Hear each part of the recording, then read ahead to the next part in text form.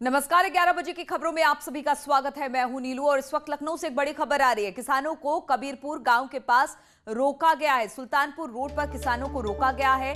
लखनऊ की तरफ कूच करना चाहते थे किसान। 150 से ज्यादा ट्रैक्टर पर ये किसान सवार होकर लखनऊ पहुंचना चाहते थे। राजभवन का घेराव करने का ऐलान आज किसानों ने किया है।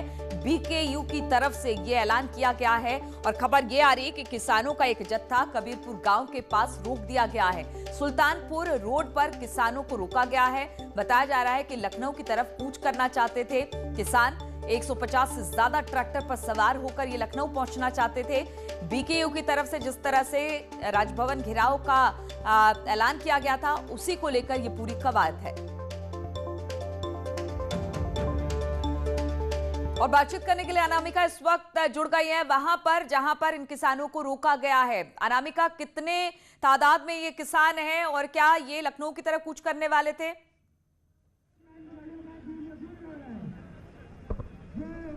देखिए, प्रदेश के अलग अलग हिस्सों से भारतीय किसान यूनियन की तरफ से जो निर्देश दिए गए थे किसानों को, वो अब यहाँ पे इकट्ठे होने शुरू हो गए हैं। हालांकि पुलिस की ओर से ये मुस्तैदी दिखाई गई थी कि इनको जिलों में ही रोक दिया जाए, लेकिन बावजूद इसके तमाम सैकड़ों की संख्या में जो पुलिस है के साथ साथ जो हजारों की संख्या में किसान हैं वो यहाँ पर पहुंच गए हैं। हालांकि यहाँ पर देखिए, पुलिस की जो बैरिकेडिंग है आपको वो भी दिखाई दे रही होगी, जो संख्या है पुलिस की वो भी दिखाई दे रही होगी। प्रयास ये है कि इनको यहाँ से आगे बढ़ने ही ना दिया जाए। वहीं भारतीय किसान यूनियन की ओर से ये कहा गया है कि भाई हम हिंसा नहीं चाहते, हम अहिंसा पूर्वक तरीके से हम यहाँ से जाना चाहते, राजभवन तक अपना ज्ञापन सौंपेंगे, अपनी बात कहेंगे, इसके बाद हम यहाँ से चले जाएंगे।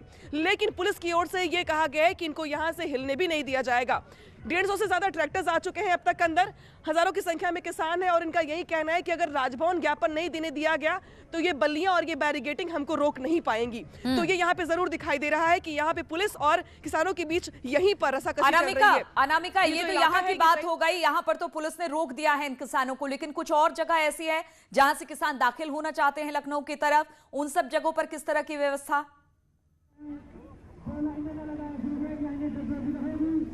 देखिए, भारतीय किसान यूनियन ने पहले ये ऐलान किया था कि वो आज के दिन जाके राजभवन अपनी बात रखेंगे, राज्यपाल को ज्ञापन सौंपेंगे और इस लिहाज से पुलिस मुख्यालय की तरफ से निर्देश दिए गए थे पुलिस कर्मियों को कि उनको जिलों में ही रोका जाए। और खास तौर पे लखनऊ से जो आसपास सटे हुए बॉर्डर वाले जिले हैं वहां पर उनको पहले ही रोक दिया जाए। और ये भी देखिए, रास्ता जो है सीधा जाएगा आपको कैंटोनमेंट होते हुए राजभवन की तरफ ही, और इसीलिए इसके पहले यहाँ पे पुलिस की मुस्तैदी आपको दिखाई दे रही है।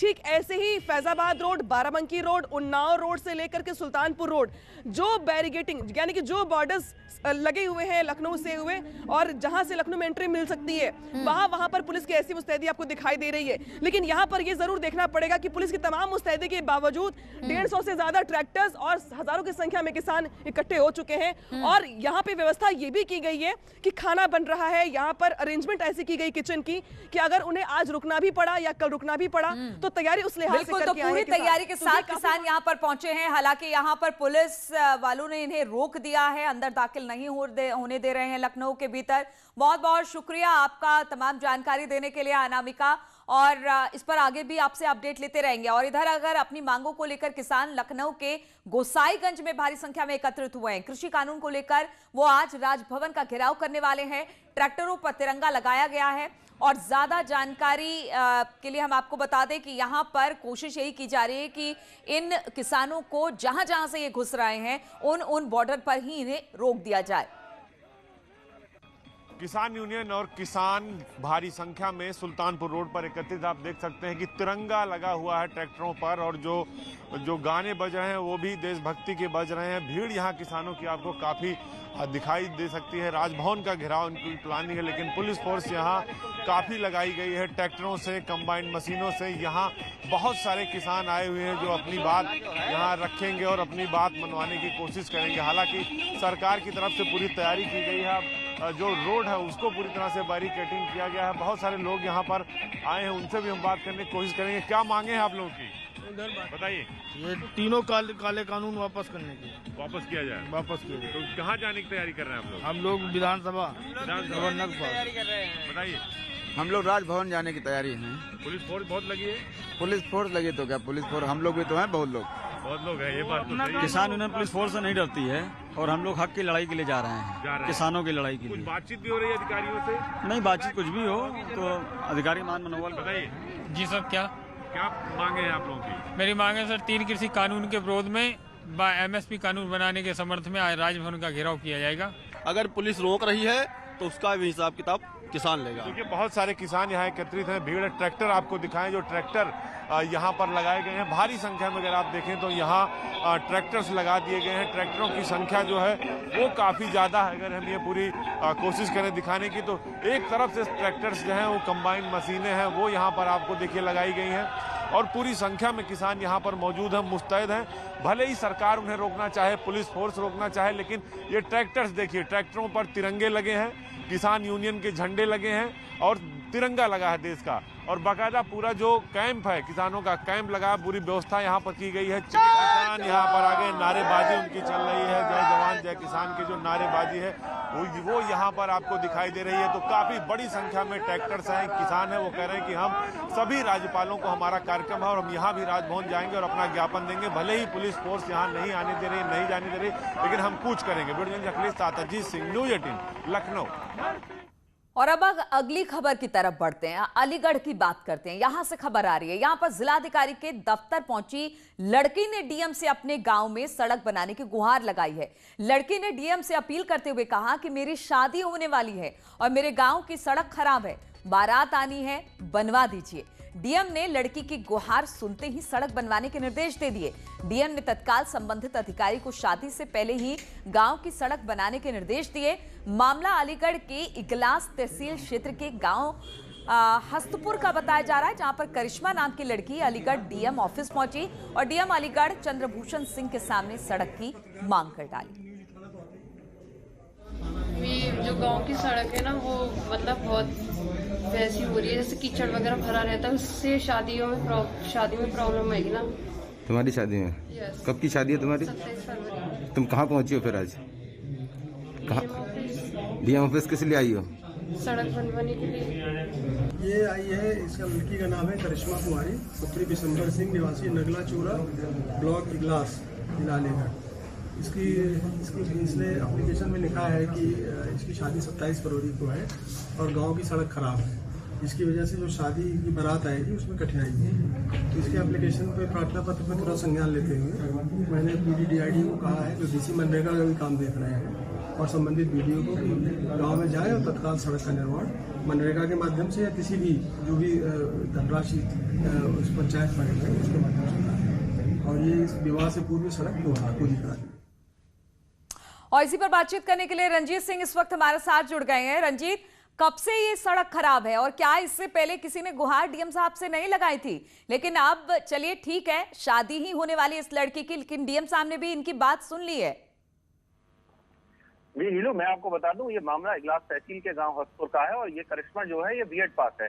इसने डीएम चंद्रभूषण सिंह से गुहार लगाई है कि इसकी शादी 27 फरवरी को होने वाली है, जिसमें तत्काल प्रभाव से डीएम ने DRDO को के सभी संबंधित अधिकारियों को बुला लिया है और उनसे कहा है कि जल्द से जल्द मनरेगा या किसी अन्य काम के इसको शुरू कर दिया जाए और सड़क को तत्काल प्रभाव से बनाया जाए, जिससे कि शादी में जो लोग आ रहे हैं उनको कोई भी दिक्कत ना हो। जी रंजीत, ये सड़क कब से खराब थी? जी नीलू, मैं आपको बता दूं, ये सड़क जो है ये काफी दिनों से खराब है और इसमें काफी गड्ढे हैं, कीचड़ है और इसमें गाड़ी आने तक के पूरा कोई साधन नहीं है। इसी प्रभाव से इसमें जो देखा गया, इसमें कुछ डीएम ने कुछ वहां पे मौके पर अधिकारी भेजे, उन्होंने भी बताया कि सड़क ठीक है, यानी कि सड़क बहुत दिनों से खराब थी, कोई नहीं सुन रहा था, लेकिन जब लड़की की शादी की बात आई, लड़की खुद पहुंची तो डीएम साहब ने संज्ञान लिया है और चलिए अब इसी बहाने सड़क भी बन जाएगा। बहुत बहुत शुक्रिया आपका हमारे साथ जुड़ने के लिए। और आज भारत के महान क्रांतिकारी सुभाष चंद्र बोस की 125वीं जयंती है। सरकार इसे पराक्रम दिवस के रूप में मना रही है। इस अवसर पर आज प्रधानमंत्री मोदी कोलकाता स्थित सुभाष चंद्र बोस के स्मारक जाएंगे और वीर सुभाष को श्रद्धांजलि देंगे। इस अवसर पर प्रधानमंत्री मोदी 125 रुपए मूल्य का एक स्मारक सिक्का और डाक टिकट भी जारी करेंगे, जिस पर नेताजी का चित्र अंकित होगा। साथ ही सुभाष चंद्र बोस की चिट्ठियों पर लिखी एक किताब का भी आज प्रधानमंत्री विमोचन करने वाले हैं। और प्रधानमंत्री नरेंद्र मोदी ने सुभाष चंद्र बोस की जयंती पर उन्हें नमन किया। प्रधानमंत्री ने ट्वीट भी किया है। उन्होंने लिखा, महान स्वतंत्रता सेनानी और भारत माता के सच्चे सपूत नेताजी सुभाष चंद्र बोस को उनकी जन्म जयंती पर शत शत नमन। कृतज्ञ राष्ट्र देश की आजादी के लिए उनके त्याग और समर्पण को सदा याद रखेगा।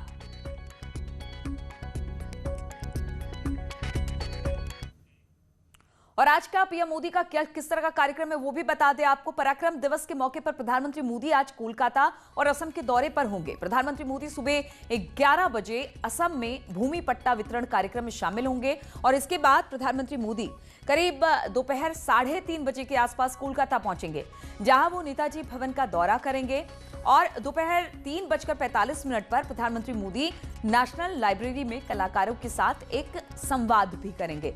शाम 4:30 बजे प्रधानमंत्री मोदी विक्टोरिया मेमोरियल पहुंचेंगे, जहां पर पराक्रम दिवस पर कार्यक्रम में शिरकत करेंगे।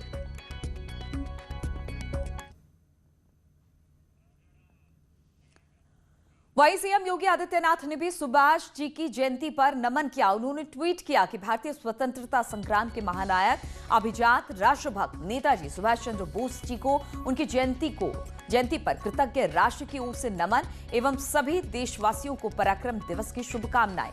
आइए आज पराक्रम दिवस पर हम सभी नेताजी के बताए मार्ग का अनुसरण करने हेतु संकल्पित हों। जय हिंद।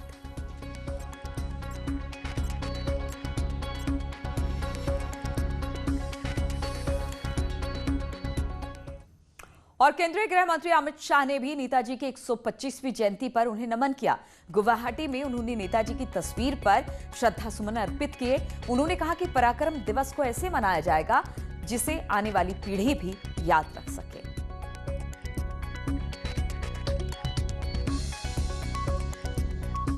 आज एक अनन्य देशभक्त और आज भी देश भर के युवाओं की धड़कन सुभाष बाबू की जयंती है।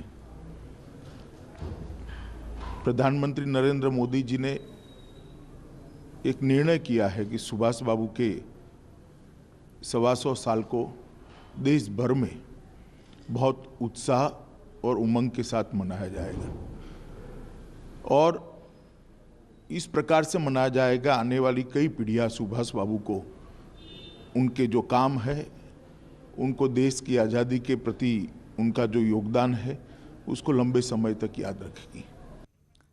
और उधर अलीगढ़ में बीजेपी कार्यकर्ताओं ने नेताजी की 125वीं जयंती पर जुलूस निकाला और उनकी मूर्ति का जलाभिषेक भी किया। भारत माता की जय, भारत माता की जय, नेताजी सुभाष चंद्र बोस अमर रहे। और 26 जनवरी को हार्पिक और न्यूज 18 की फ्लैगशिप कैंपेनिंग मिशन पानी ने खास इवेंट वाटरथन का सबसे बड़ा समर्थन और प्रोत्साहन मिला है हमारे देश के बच्चों से। आइए देखते हैं उनका राष्ट्र के लिए संदेश, जहां ये मिशन पानी प्लीज ले रही है। स्वच्छता और पानी। Let's to use water mindfully, every time, every day, and encourage others to do the same. We are made of water. Water is life itself. Water is health. Water is hygiene. Water is safety. Water is future.